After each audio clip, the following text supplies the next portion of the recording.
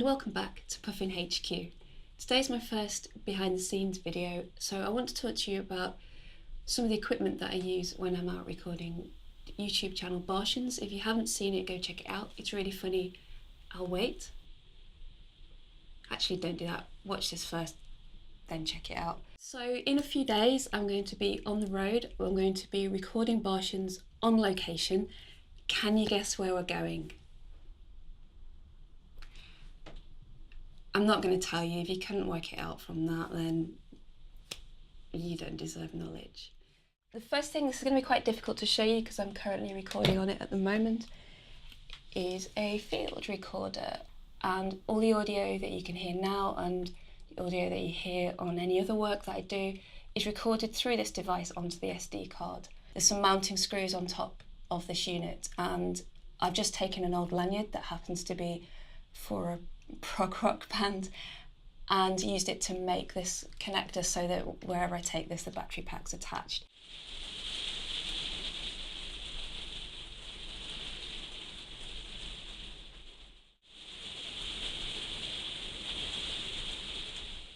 Okay, the rain got less, let's do this quickly. I do realise this looks very much like a lightsaber, but what this is, in great bulletproof container, is my shotgun mic. The reason for using this sort of microphone is it's highly directional. It's super cardioid, and what that means is it's got a much narrower pickup pattern than a cardioid microphone like you might use as a vocal mic. For me, when I'm often filming guys who kind of talk over each other and you're not sure who's going to talk next because it's improvised, this is a bit more forgiving in terms of off-axis response. To attach the microphone to and hold it to capture dialogue, and surprisingly we have a boom. This is the mount where you attach the microphone, and this is actually a shock mount. It has a bit of give in it so that any vibrations in the pole caused by my handling of the boom will be dampened down so they won't transmit to the microphone and then be picked up as a source of noise on the audio. What I've done is put a wrist weight on the end, and this is just a regular wrist weight you might wear at the gym if you're that way inclined, which I'm not. What that does is it lets the weight of the microphone be counteracted. If you can find the fulcrum point along the boom and hold it so that it's balanced, it means the actual force going through your arms is much reduced. What do we have here? We have a slightly inappropriately sloganed pencil case, which was a gift from my sister-in-law. Thanks, sis. This is where I keep my radio mics. I have two sets of these, which I picked up secondhand on eBay because new sets are very expensive. So these are quite an old model, but they do the job. You have a transmitter, which the talent wears on their belt. The receiver goes into one of the XLR inputs in my recording unit, and then I'll just clip that to me. And then we can follow the talent around and they don't complain about tripping over cables or anything. You do need to remember that if they walk off set, you can hear everything they say, and it's a great way to pick up gossip, but remember, what a sounder hears stays in here. Don't spread that stuff around. In my bag, I also have an assortment of cables and adapters. Basically, the more bits and pieces you can gather, the more likely you are to be able to deal with something that goes wrong, like if you have a broken cable, or if you need to think outside the box and maybe use a type of microphone that you don't normally use that uses a different connector. Having things like XLR to mini jack adapters or splitters, anything like that, try and think ahead about what could go wrong and how you might be able to deal with it if it does. This thing that looks very much like a first aid kit is a collection of odds and sods to help me attach microphones to talent, or to make the Lav Mics quieter when they are being used. So this is an example of a Lav Mic. This is a Sennheiser ME2. They're not the smallest or best microphones in the world, but they're certainly very capable of doing the job, and that's what I'm recording with right now. This is my little box that I made that I'm proud of. I know that's weird, but I made it, it works. I'm happy about that. So what I did, because the Tascam will let you do, is pan the Lav Mics left and the boom mic right, and then what this box does, it lets you switch between the left and right channel and then make that mono so that you hear it in both ears. So essentially this has let me switch between Lav Mics and boom mic so that I can monitor, because what I found previously, if there was a problem with one of my audio sources, I didn't always pick up on it because it was masked by the other sauce not having a problem. Batteries, many batteries.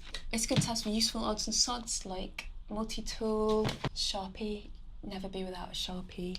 And finally, my gear bag. There are many like it, but this is mine. What I wanted was a bag that was large enough to fit my essential bits in, but small enough that I could wear it as a harness. Having the recorder where I can reach it and then sort of manually ride the faders, essentially, it really does help in getting a good result at the end. So there you go, that's a roundup on my gear. Now let's see it in action in Norwich. You know, she's just too good at this stage. She's just too seasoned. 9 years of winning medals, 7 gold medals in 11 major. I imagine they'll be leaning forward, just a bit excited.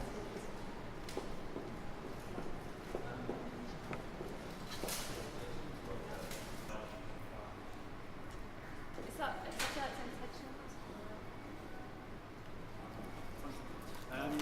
Yeah, it's all right, actually. Can you just drop that down? Yeah.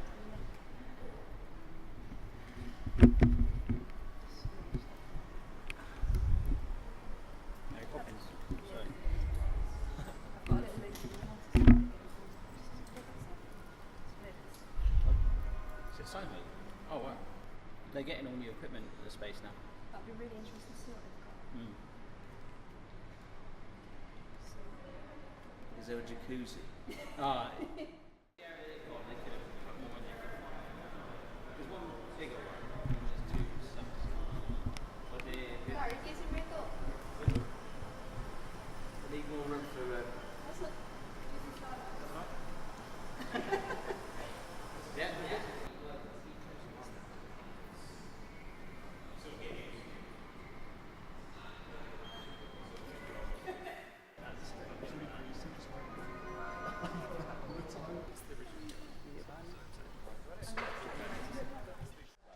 So I got. Stop there. I think because it's not a loop, it's just playing in and out. Apparently, this is the thing that all boot stores do. Literally every store that's on the plane.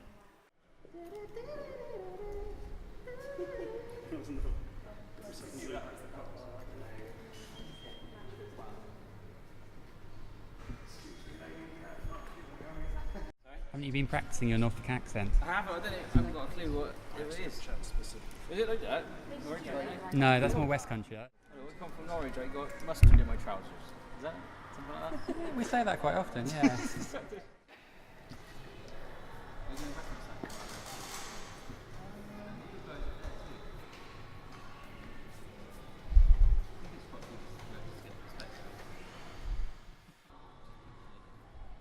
If they could saw quietly, that would cover up the music. Yeah. This is not copyrighted building. Why would you do it?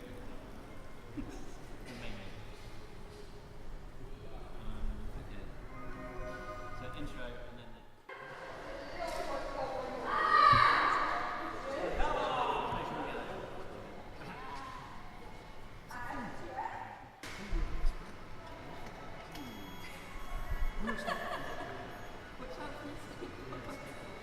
Brilliant. Right, let's run this.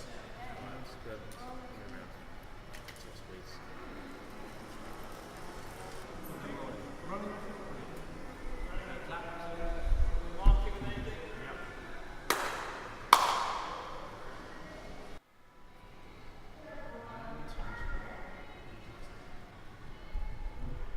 Hello and welcome to the Castle Man in Norwich. That's local intern. Hello, Barry. Hey, it's great. Oi, oi. Here she is, boys. Watch out, she's nippy. Let's go for it. Hello and welcome to the Castle Man in Norwich. Aha!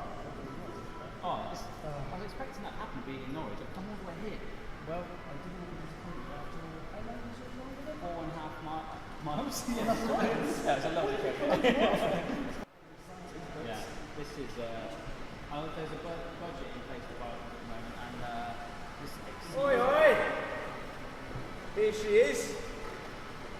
Check that out. Watch out, she's extremely nippy.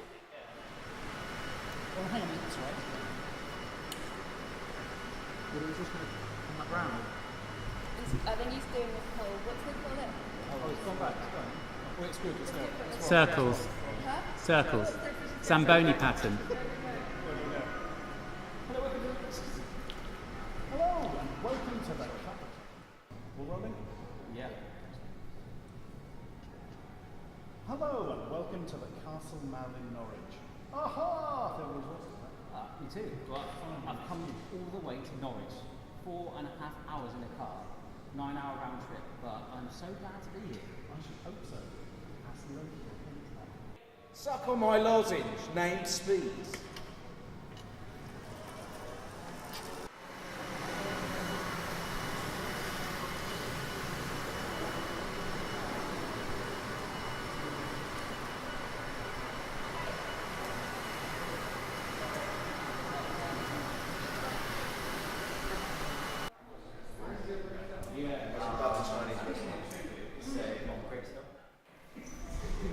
Floor polish is quite easy. I tend to miss Eli's first line because I have to move on to him as he swings around. So you can hear that. It's a little bit echoey, a little bit roomy, but then all his other lines are something to listen out for final edits because he's not wearing a Lav Mic either.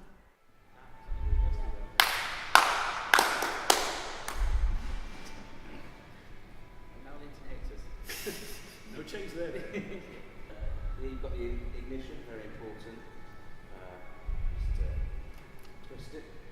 So you've got right down there, minimum, which is, are you going all the way, granddad, to top speed, which is granddad's going all the way. If we come to the back here, now this is the marble aspect of the challenge. There's your marble, that's your marble. You are responsible for your marble whilst racing. Which is the chicane. As soon as you see the can of printed, kiosk, that's the nose chicane. So, you take the left and you enter the chicane. Or the centre of the can. Here's the third and final obstacle. This is the rack.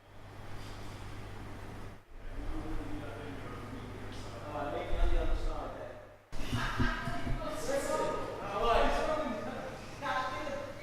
Really good at racing there, I would have had to retrieve that. I wouldn't know. I would have forfeit. Yes. Now there is one small obstacle remaining. So, for the Norwich and Peterborough Building Society or the Bureau of We should check that it is actually in operation. Yeah. Is that working? It is? Yes. Yeah. Okay, good. He's withdrawing euros. If we wanted euros, Get euros, but I won't be withdrawing cash.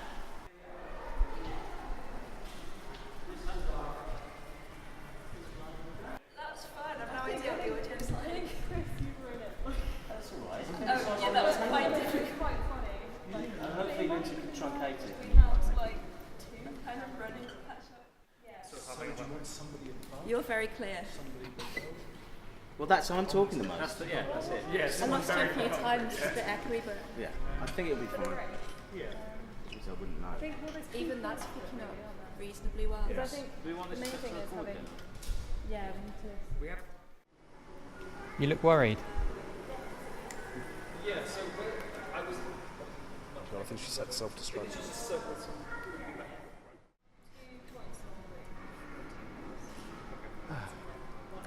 I guess Eli was funny. Is that what?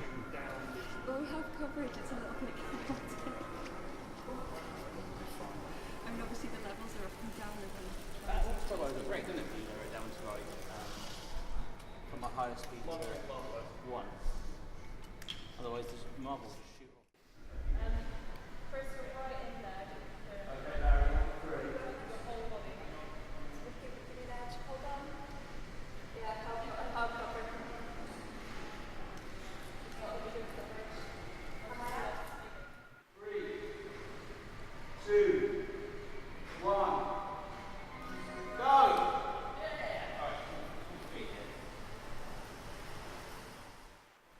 You've lost your marble!